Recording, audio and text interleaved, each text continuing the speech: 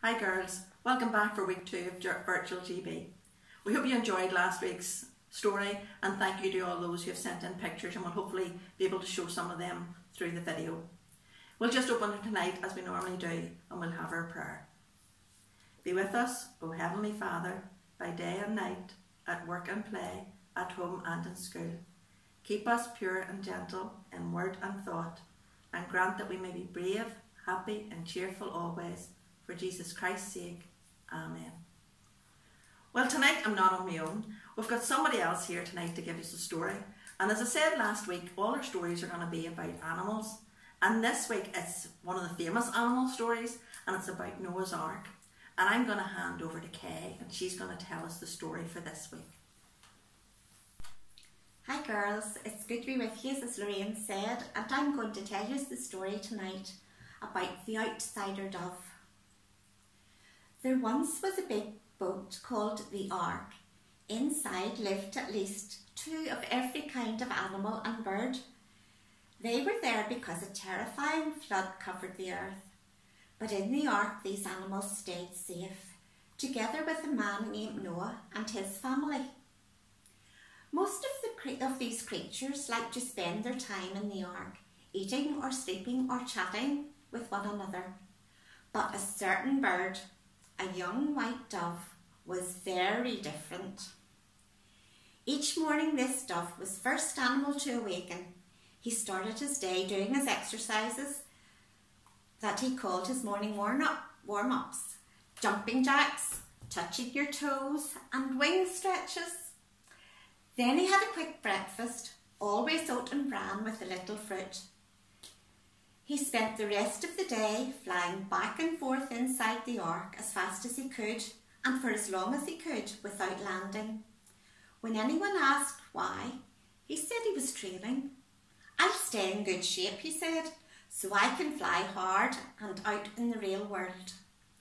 And there he is, in the Ark, and the other animals are watching him, and he's flying backwards and forwards until he gets really tired. Now, the other animals laughed at him, and know what they called him? Outsider. One day, after flying back and forth across the Ark for 127 times without stopping, the dove visited the giraffes. "Hello, outsider," chuckled the giraffe. "How's your training?" "Actually, Mr. Giraffe," answered the dove politely, "I could use your help." "Oh," said the giraffe. "Have you noticed," said the dove, "that you are the tallest animal in the Ark?" "Why, yes," said the giraffe, smiling and stretching his neck as far as he could. "I have noticed." The dove went on. "On the day we leave the boat, I want to be ready for life outside, and something I'll be doing there is taking off from trees. Since you're more like a tree than anyone else in the Ark, I'd like to practice taking off and landing from your head. May I?" The giraffe lost his smile and said, "Listen to me, outsider dove. All this training business, don't you know it's utter nonsense? We're never going outside. There's nothing out there but a terrifying flood. We'll be on this Ark forever." "I don't think so," said the dove. "Besides, it never hurts to stay in shape. So will you let me practice taking off from your head?" "If I did," said the giraffe, "the other animals would see us and they might laugh at me. I hate to stick my neck out like this." "Please," said the dove. "Oh, all right," agreed the giraffe, "but do it quietly. Don't make a scene." And there they are. See the giraffe and the length of his neck, and the little dove was taken off from his head, practicing. Beginning that day, the dove added tree take-off exercises to his daily routine. One day, after flying back and forth across the Ark for 198 times without stopping, and after doing 16 tree take-off exercises from the giraffe's head, the dove visited one of the elephants. "Good morning, outsider," snickered the elephant. "How's your training?"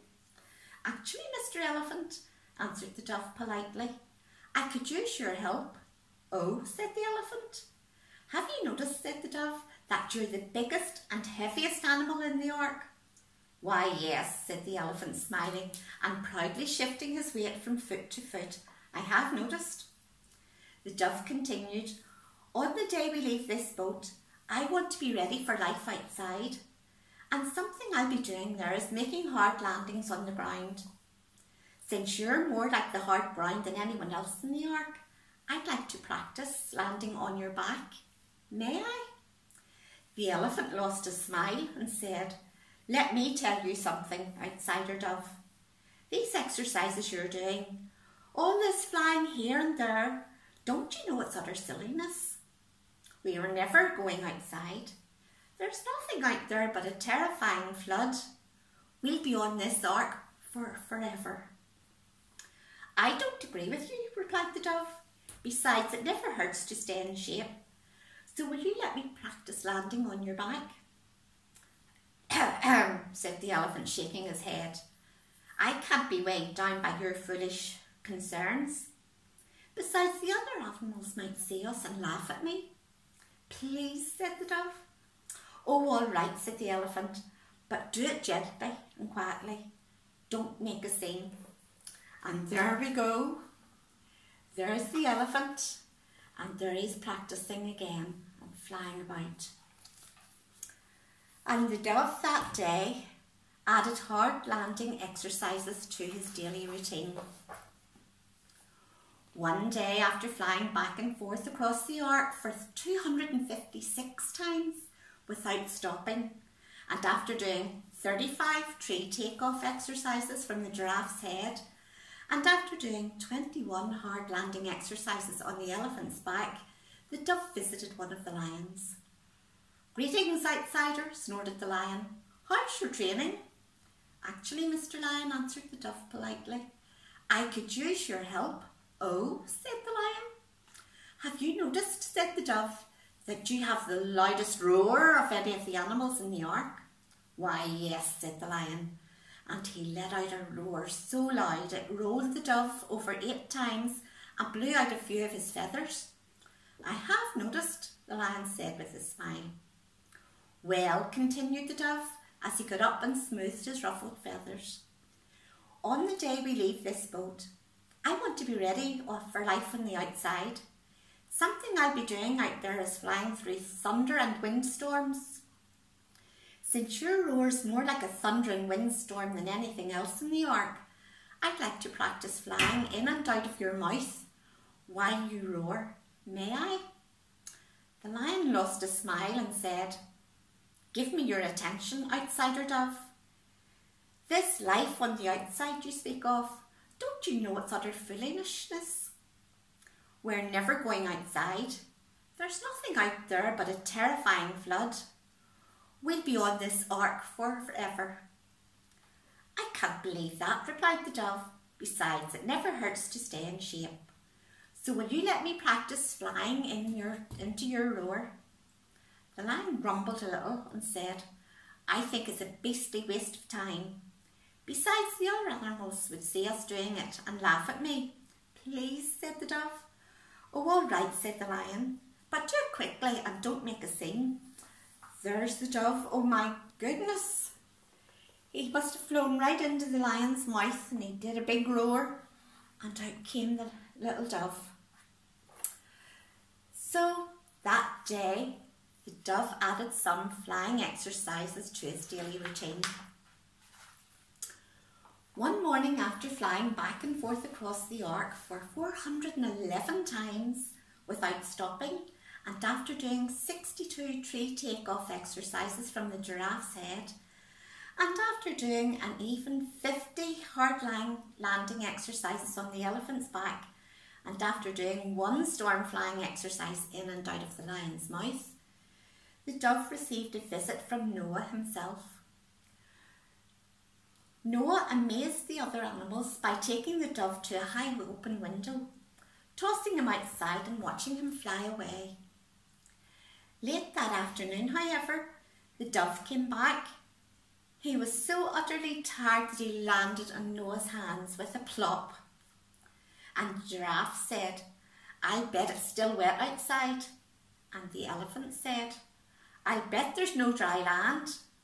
And the lion said, Maybe that dove has finally learned that there's nothing out there for us.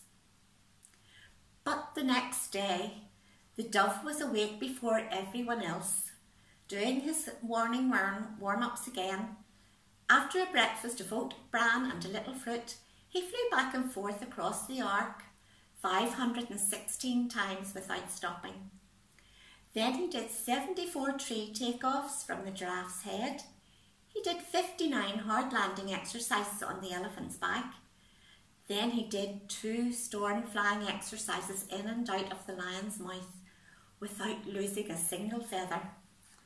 There we go, they're all watching, and Mr. Noah had put the little dove out to go and see if there was any dry land, and he came back again. But the next day, just a week later, Noah once more sent the dove out the window, and there he goes flying again. And can you see? There's the sun coming out. Wait till we see what happens next. The dove returned again late that afternoon. This time he held in his beak a freshly picked leaf from a tree, an olive tree. Noah told the dove he could keep it.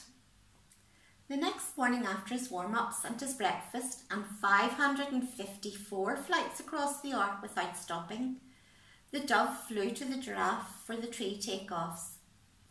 "What's that in your beak?" the giraffe inquired. "Oh, just a freshly picked olive leaf," answered the dove. "Where did you get it?" snapped the giraffe. "From an olive tree," said the dove. The giraffe held his lips tight. But later, as the dove started springing up for her 89th takeoff that morning, the giraffe could keep silent no longer. "Stop," he said. "The flood's over, isn't it? There's land out there and trees and grass and flowers. It's all waiting for us, isn't it? Isn't it?" "Why, yes, Mr. Giraffe, you're right." "I thought so," said the giraffe. "Now listen to me. I'm the tallest animal on the ark. Therefore, I fully expect to be first to get off." "Just a moment," said the elephant, coming closer. "I heard that, and let me tell you, I am the biggest and heaviest animal on this ark, so I have every intention of being first to leave." That very second, there was an ear-splitting roar, and the lion said, "Give me your attention. I overheard your discussion, and as the animal with the loudest roar in this ark, I have no doubt that I shall be the first to disembark." And he roared again. There they are. They're starting to argue over who was going to be first off the ark to get off the boat. While these three argued, the dove floated upwards to do flying exercises far overhead. He did 149 circles and 162 figure eights and exactly a dozen double roll dives with full twists. Not long afterward, Noah sent the dove out the window again. This time he didn't come back, but instead made himself a new home outside. Meanwhile, the giraffe and the elephant and the lion had to wait 86 more days to leave the ark. But they did training exercises every single day. And that's them there practicing so that they'll be strong enough to go out of the ark. Thank you, Kay, for that story. Wasn't it really, really good? But remember, the dove just wasn't able to do all those things by himself. The dove needed help from other people. He needed help from a couple of animals. Now, who was it first? It must have been the giraffe, because the giraffe was nice and tall. And then it was the elephant, because the elephant had a hard back. And then it was the lion, because he roared and he was able to be like a wind tunnel to him. But that's just like us. We all need help from our friends too. And we all then should also ask for help from God and for Jesus. So as I said last week, we want you all to learn to have Jesus at the centre of your lives, so that he can help you to do all these things. And when we look around in GB, we can see people that are all able to do different things. Some people are good at skipping, and some people are good at marching, and some people are good at the colouring in, and some people are good at singing. We all have different things that we're good at. But in the ark, those animals had different things, and they didn't even realise that they had them. That giraffe was so tall that he looked like a tree and was able to help the dove, and the elephant was able to help with the hard landings, and the lion was able to help with the wind. So we can all help, and we can all do different things, and we can all help each other. And hopefully you'll remember that we can't do everything on our own, and we need to lean on other people, but most like we need to lean on Jesus. Now our activities this week, we've got another picture for you to colour in, and as you can see, it's the ark, and there's all the animals, and they're all very cute. So hopefully you can colour that in for me this week. And we also used a lot have got a mask. Now they're all different masks, so I've brought a picture to see. These are the different animals. Some of you may have got a tiger, or a rhinoceros, a zebra, a giraffe, or a lion. But it won't really matter what colours you do them, but it's just to make sure that you realise what animal you've got. So hopefully you'll colour these in for us this week as well. So obviously the one I've got is a giraffe. And then obviously you can tie off the elastics so that you can put it around your head. Obviously I didn't want to do that because I might have tied them and they would have all just fallen down off your faces. And hopefully this week, once you've done these, when you've coloured these in, you'll send us your pictures once more. And then we'll be able to display them as well next week. So that's your stories. Now we're going to hand over to Deborah, and she's going to sing us the song about Noah's Ark. Okay, we're going to sing Mr. Noah Built an Ark. Here we go.